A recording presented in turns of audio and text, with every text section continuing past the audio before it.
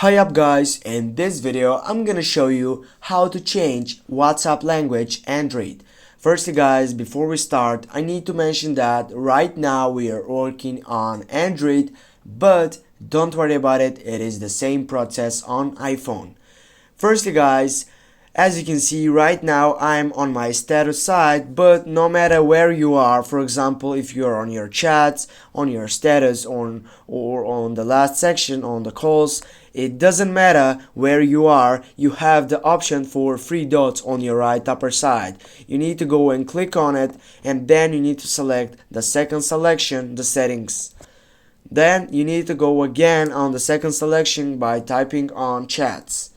Then guys, you need to scroll down and find for application language. Click on that one, and here you can choose which language you need to go and change it if you want, for example, to this language. And when you get back, as you can see guys, the language has been changed to this WhatsApp application. Now how do I get back? Simply get to the same process, to the same steps, scroll down, go to this one, go for English, and that's it guys. Now you know how to change WhatsApp language Android. Thanks guys for watching. Don't forget to hit that like and share the video. See you soon guys.